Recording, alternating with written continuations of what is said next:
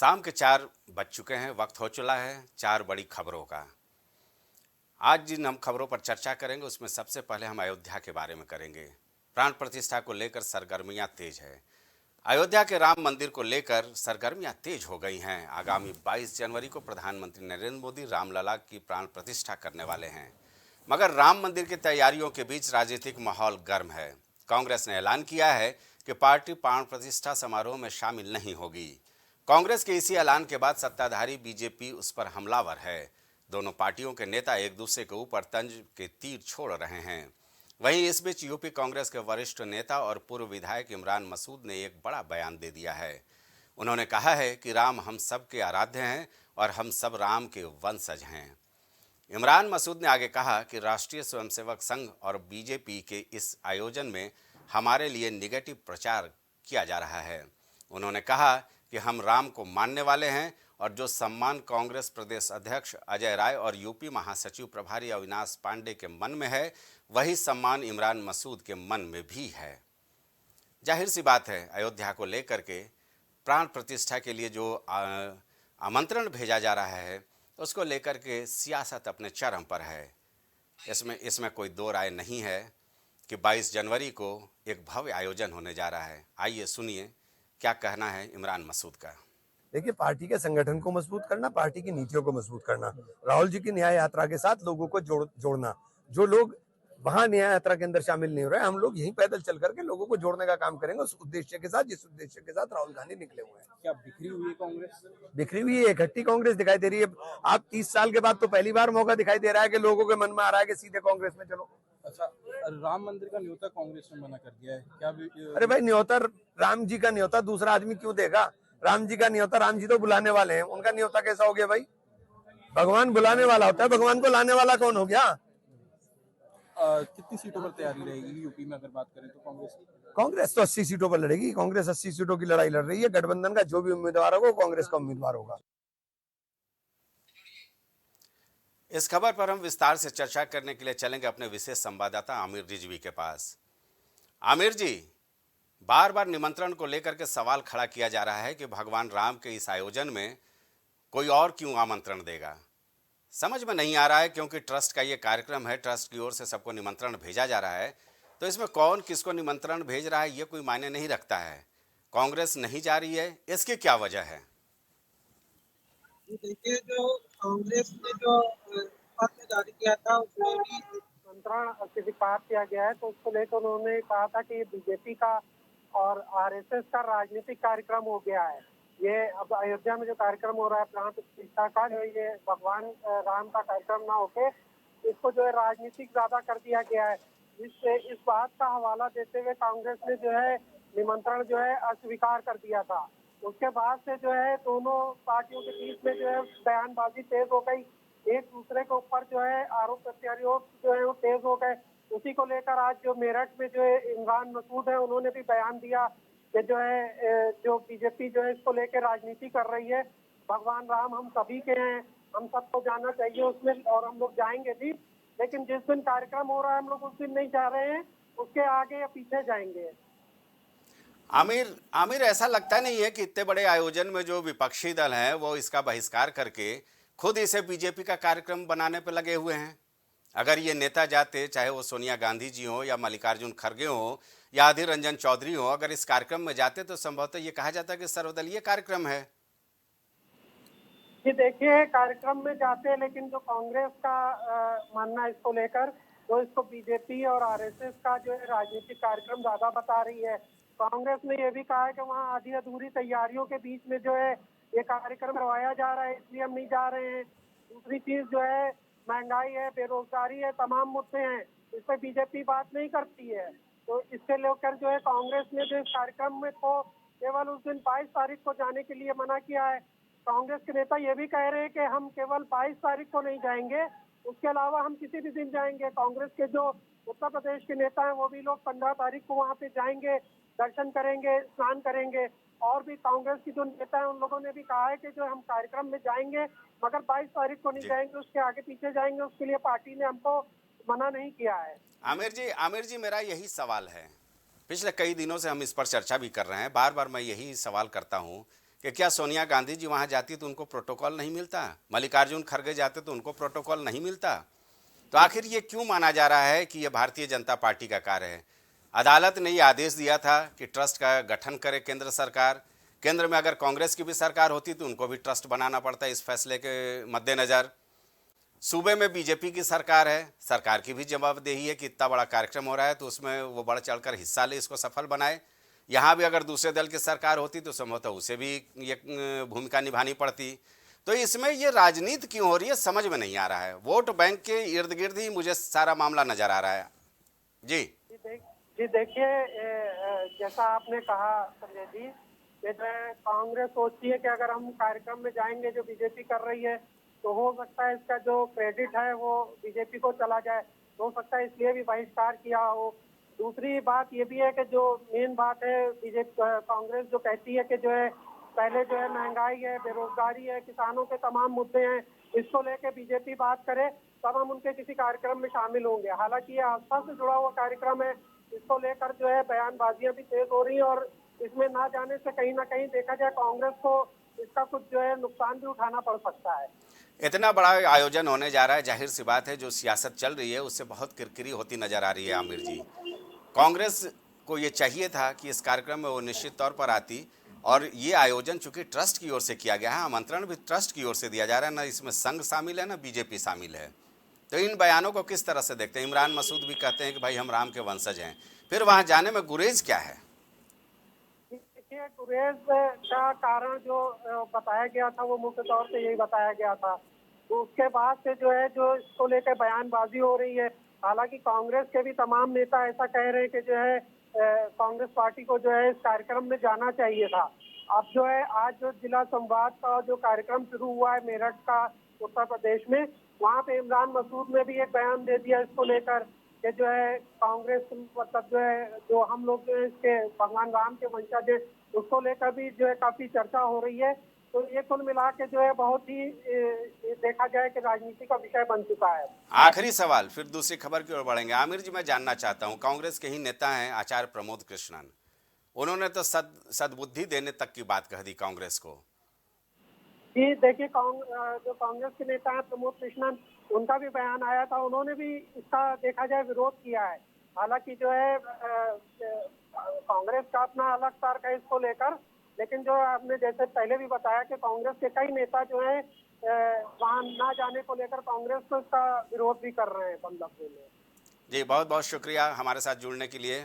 बढ़ते हैं अपने दूसरी बड़ी खबर की ओर।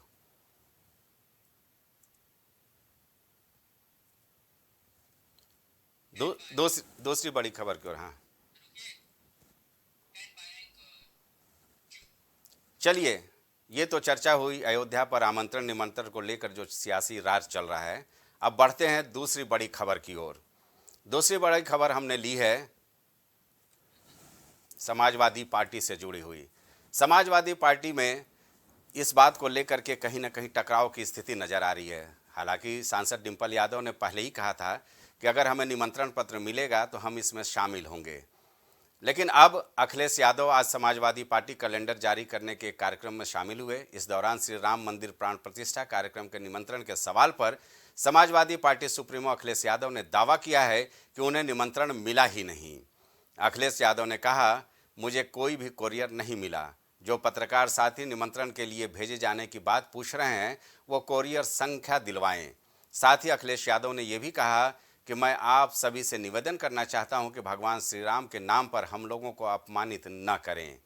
बता दें कि इससे पहले विश्व हिंदू परिषद के कार्यकारी अध्यक्ष आलोक कुमार ने कहा था कि सभी नेताओं को निमंत्रण भेजा जा रहा है या भेज दिया गया है। जाहिर सी बात है, समाजवादी पार्टी की ओर से लगातार इस बात को लेकर के बयान दिया जा रहा है। कभी समाजवादी पार्टी की ओर से ये कहा जाता है कि भगवान राम के दर्शन करने के लिए किसी निमंत्रण की आवश्यकता नहीं है। आज अखिलेश यादव ने कोरियर की जो संख्या है, जो टोकन है, उसकी डिमांड कर दी है। सुनिए क्या कुछ कहा अखिलेश यादव ने। मैं उसे निवेदन करना चाहता हूं कि भगवान श्री राम के नाम पर हम लोग को अपमानित न करें।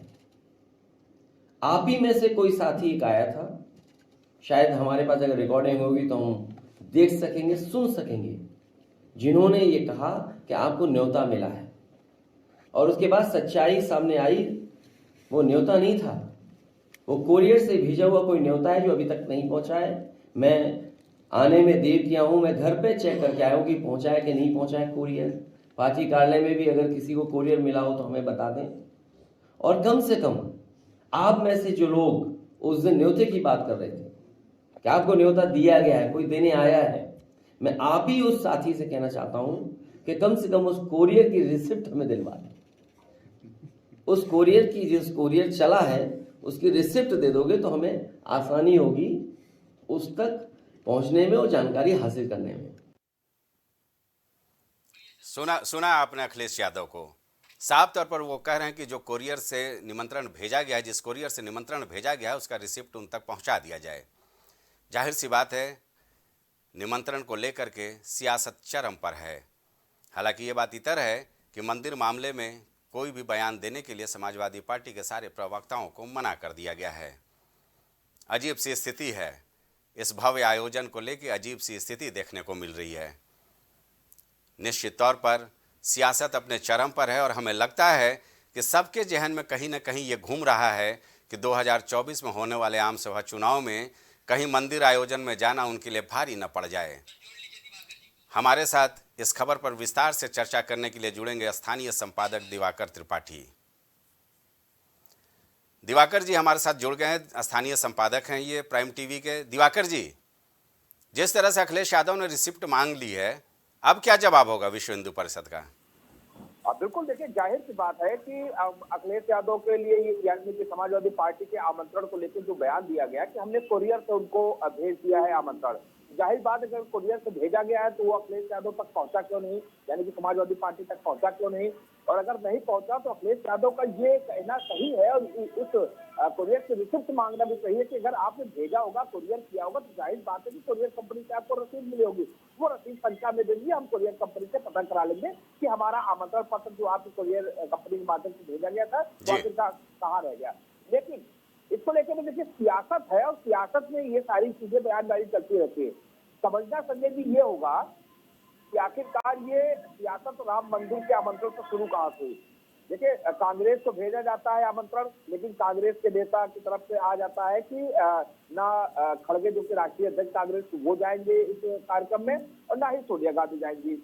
समाजवादी पार्टी को नहीं भेजा जाता है तो समाजवादी पार्टी उसको लेकर सियासत करती है कि राम के नाम पे बदनाम किया जा रहा है। लेकिन ये सारी चीजें जो समाजवादी पार्टी के साथ हुई ये उठी भारतीय जनता पार्टी की तरफ से।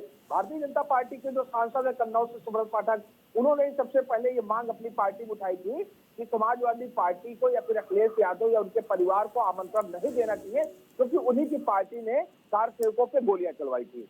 तो जाहिर बात है अगर ये बात कही जाती है, मांग उठाई जाती है भारतीय जनता पार्टी के सांसद के द्वारा, तो जाहिर बात कहीं सियासत होती है।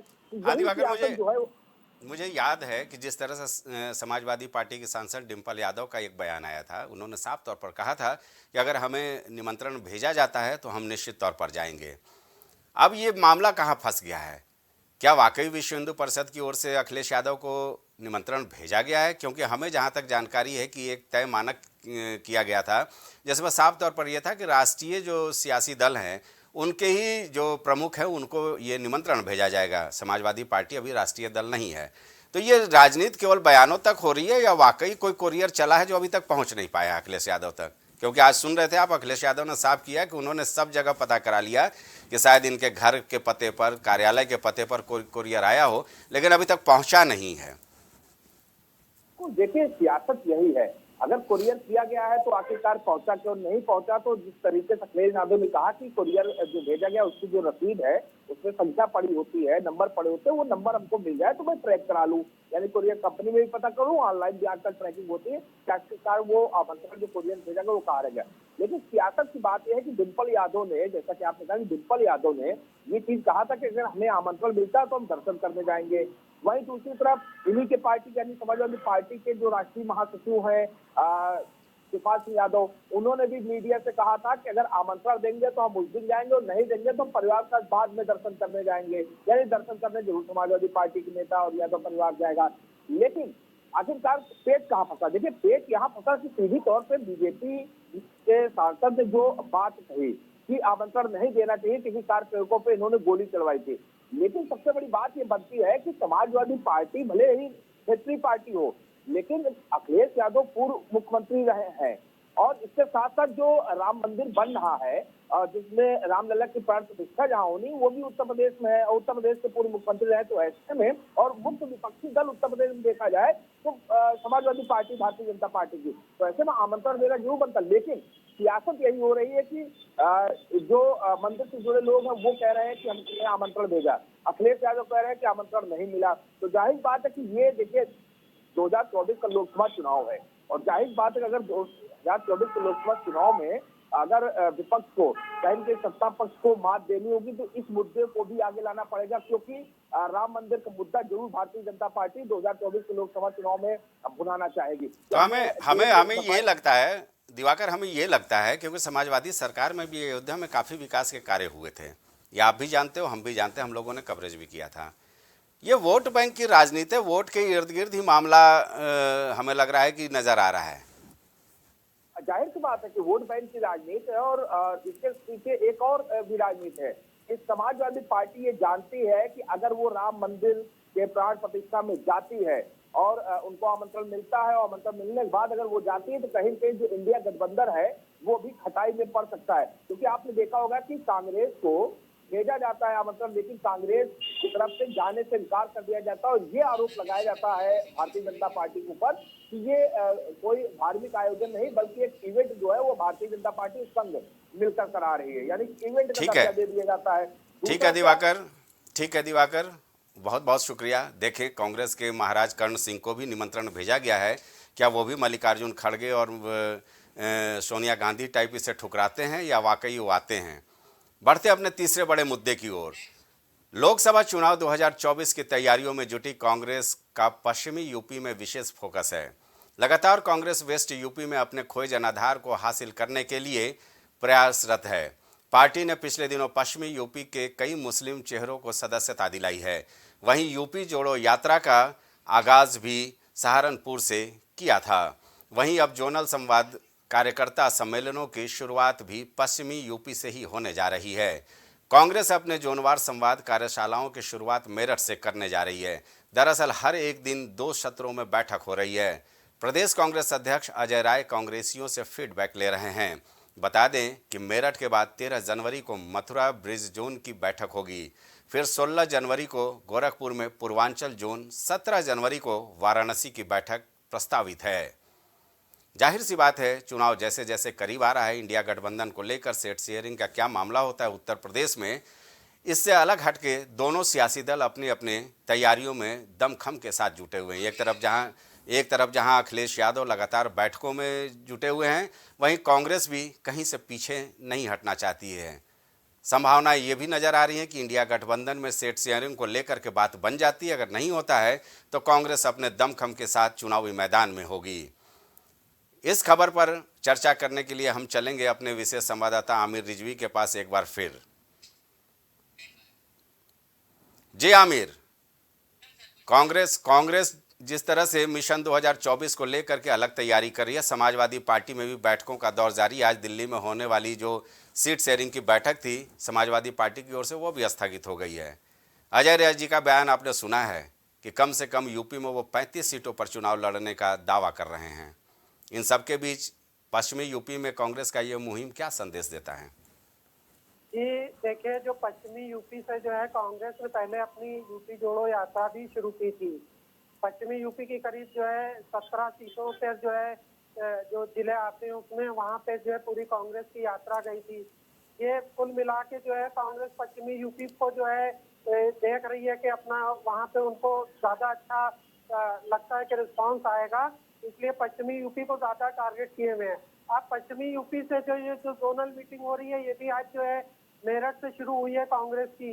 कांग्रेस जो है अब वहाँ के स्थानीय नेताओं से मिल रही है, पूरा फीडबैक ले रही है ताकि जो है वो अपनी स्थिति लोगों के बीच में जान सके, ताकि जो सीट शेयरिंग को लेकर जो चल रहा है समाजवादी पार्टी के साथ, अगर बसपा भी शामिल हुई उसके साथ या आरएलडी के साथ, तो ये उस पर जो है एक अच्छी रणनीति बनाई जा सके, उसको लेकर कांग्रेस लगातार जमीनी स्तर पर काम कर रही है। पश्चिमी यूपी को लेकर के कांग्रेस की इस रणनीति से कहीं आरएलडी राष्ट्रीय लोक दल के पेट में दर्द तो नहीं शुरू हो जाएगा, क्योंकि इंडिया गठबंधन का वो भी हिस्सा है। और समाजवादी पार्टी की ओर से लगभग 12 सीटों का दावा किया जा रहा है राष्ट्रीय लोकदल को देने की। जी, जैसे समाजवादी पार्टी जो है जो आरएलडी को जो सीटें देने के लिए कह रही है, तो कांग्रेस भी जो है वहाँ पे जो है पूरी जमीनी स्तर पे उतरी हुई है।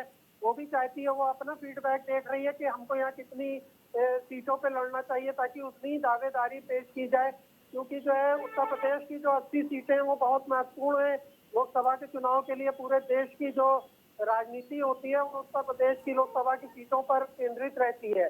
तो यहाँ पे जिसकी ज्यादा सीटें होंगी केंद्र में उसकी उतनी मजबूत दावेदारी होगी। तो इसलिए कांग्रेस जो है कोई मौका जो है छोड़ना नहीं चाहती है कि जो है वो चाहती है ज्यादा से ज्यादा सीटों पे उसकी दावेदारी हो, ज्यादा से ज्यादा सीटों पर उसके प्रत्याशी आए अगर गठबंधन का है, तो ताकि एक मजबूत पार्टी बनकर, बड़ी पार्टी बनकर कांग्रेस जो उत्तर प्रदेश से निकल सके। आखिरी सवाल है, जिस तरह से इंडिया गठबंधन में सीट शेयरिंग को लेकर दिल्ली में बैठकों का दौर जारी है, यहाँ ऐसा लगता है कि जो प्रदेश कांग्रेस अध्यक्ष अजय राय का जो तेवर है वो कहीं से झुकने के मूड में नजर नहीं आते हैं। समाजवादी पार्टी की भी आज दिल्ली में बैठक होने वाली थी सीट शेयरिंग को लेकर के। कांग्रेस ने जो समिति बनाई है मुकुल वासनिक की अध्यक्षता में, वो भी स्थगित हो गई है। क्या लगता है दोनों के बीच बात बन पाएगी? देखिए, जो समाजवादी पार्टी की बैठक है वो आज हालांकि स्थगित हो गई है, लेकिन इससे पहले भी कांग्रेस की जो समाजवादी पार्टी के साथ बैठक हुई थी उसमें अखिलेश यादव ने कहा था कि जो है उससे सकारात्मक जो है नतीजे आएंगे। लेकिन जो है ये जो सीटों का जो मुख्य कारण है, जो सीटों का जो पेच आप कह सकते हैं कि जो फंसा हुआ है उत्तर प्रदेश में, हर दल चाहता है कि उसको ज्यादा से ज्यादा सीटें मिले। इसी को लेकर जो है अलग अलग बैठकें हो रही हैं। तो ये अभी जो जैसे कांग्रेस भी जो है जमीनी स्तर पे जा रही है, उधर समाजवादी पार्टी भी जो चाहती है कि उसको भी ज्यादा से ज्यादा सीटें मिले, क्योंकि वो भी एक उत्तर प्रदेश का बड़ा दल है। तो ये लड़ाई है, इसको लेकर लगातार बैठकें भी हो रही है। तो ये कुल मिला के जब ये तय हो जाएगा तभी उसके बाद पता चलेगा कि क्या ठीक है आमिर, जानकारी देने के लिए बहुत बहुत शुक्रिया। अब बढ़ते हैं अपने आखिरी और चौथे मुद्दे की ओर।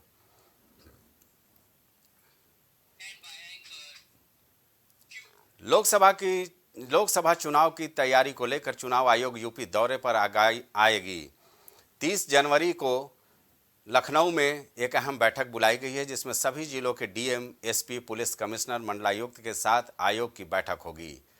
बता दें कि 29 जनवरी को चुनाव आयोग की टीम लखनऊ आएगी। 30 जनवरी को चुनाव आयोग जिले के अफसरों के साथ मंथन करेगी। इसके बाद 31 जनवरी को सभी राजनीतिक दलों के साथ चुनाव आयोग की मुलाकात प्रस्तावित है। 31 जनवरी की शाम चुनाव आयोग की टीम वापसी करेगी। कुल मिलाकर अब आम सभा चुनाव का आगाज होता नजर आ रहा है। अलग अलग राज्यों में चुनाव आयोग की टीमें लगातार दौरा कर रही हैं, वहां तैयारियों का जायजा ले रही हैं, वहां के अधिकारियों से, पॉलिटिकल जो नुमाइंदे हैं उनसे वो मुलाकात कर रही हैं, प्रतिनिधियों से मुलाकात कर रही हैं। यह हर बार की एक रूटीन बैठक होती है, जिसके जरिए चुनाव आयोग ये आकलन करना चाहता है कि आखिर उस राज्य में किस तरह की तैयारियां हैं। इस खबर पर विस्तार से बात करने के लिए हमारे विशेष संवाददाता अजय द्विवेदी हमारे साथ होंगे। जाहिर सी बात है, चुनाव का चूँकि 2024 का चुनाव काफ़ी अहम पड़ाव पर है। एक तरफ जहां भारतीय जनता पार्टी केंद्र में हाईटेक लगाने के लिए जीतोड़ कोशिशों में जुटी है, वहीं दूसरी तरफ इंडिया गठबंधन भी सामने देखने को मिल रहा है। हमारे साथ मौजूद हैं विशेष संवाददाता अजय द्विवेदी। अजय जी, चुनाव आयोग कवायद शुरू करने जा रहा है। जी राजन जी, आपको बता दें कि सबसे बड़ी बात ये है कि चुनाव आयोग विभिन्न राज्यों के दौरे के साथ साथ उत्तर प्रदेश के राज्यों के भी दौरे पे है। और सबसे बड़ी बात निकल के आ रही है कि उत्तर प्रदेश में 3 दिवसीय दौरे पे आई है चुनाव आयोग। जो उनका मेन वजह ये है कि वो चुनाव आयोग ये एक समीक्षा बैठक है। मान लीजिए कि ये जो आने वाले आम सभा है, आम लोकसभा है, उसके मद्देनजर ये बैठक होगी। और सबसे बड़ी बात यह है कि चुनाव आयोग की टीम है तो यहाँ 30 तारीख को प्रोग्राम, लेकिन 29 तारीख को वो यहाँ डेरा डाल लेगी और 30 तारीख को वो यहाँ से डीएम और एसपी या जो भी प्रशासनिक अधिकारी उनके साथ एक बड़ी बैठक करेगी, जिसके मद्देनजर वो एक प्रारूप तैयार करेगी किस तरह से उन्हें लोकसभा के आम चुनाव को निपटाना है। वहीं दूसरी तरफ 31 तारीख को शाम को उनको जाना है, लेकिन उससे पहले वो क्षेत्रीय पार्टियों और जो नेशनल पार्टियां यानी कि जो भी राजनीतिक पार्टियां उनके साथ उनकी बैठक होगी। वो उनके राय मशविरा करने के बाद चुनाव आयोग एक निर्णय लेगी कि हम लोकसभा चुनाव को किस तरह से निपटाना और क्या क्या अहम मुद्दे होंगे उसको लेकर वो बात करेगी। जी अजय जी, तो क्या ये माना जाए जो कयास लगाया जा रहा है कि फरवरी के दूसरे या तीसरे हफ्ते तक देश में आचार संहिता लागू हो जाएगी, ये कवायद तो कम से कम इसी ओर इशारा करता नजर आ रहा है। आपको बता दूं कि जैसा चुनाव आयोग का एक एक्शन दिख रहा है विभिन्न राज्यों के दौरों को लेकर या विभिन्न पदाधिकारियों या पार्टी राजनीतिक पार्टियों के साथ बैठक को लेकर, ये जरूर है कि जो प्राइम टीवी के सूत्रों के अनुसार जो खबर निकल के आ रही कि 10 मार्च को हो सकता है कि आचार संहिता का आगाज हो जाए। और जो सबसे बड़ी बात इधर भी कि अभी राम मंदिर का मुद्दा चल रहा है और बहुत सारी चीजें मार्ग मेले की जो आते हैं, तो वो कहीं न कहीं वो इफेक्टिव ना हो, इसके मद्देनजर एक सरकार के साथ बैठक में बातचीत होगी। और सबसे बड़ी बात ये भी है कि अयोध्या राम मंदिर प्राण प्रतिष्ठा के बाद वही मार्ग मेले के बाद वो इस पे विचार कर सकती, जो कि एक प्राइम टीवी के सूत्रों के 10 मार्च की घोषणा हो सकती है। जी अजय, बहुत बहुत शुक्रिया इस जानकारी के लिए। तो ये थी 4 बजे की 4 बड़ी खबर। जाहिर सी बात है सियासी दलों का ये भी रहेगा चुनाव आयोग के सामने, जो ईवीएम को लेकर तमाम तरह के सवाल और कयास खड़े कर होते रहे हैं, उसको लेकर भी संभवतः वो चुनाव आयोग के सामने अपना पक्ष रखेंगे। तो ये थी 4 बजे की 4 बड़ी खबरें। देश दुनिया की बाकी खबरों के लिए आप जुड़े रहें प्राइम टीवी के साथ।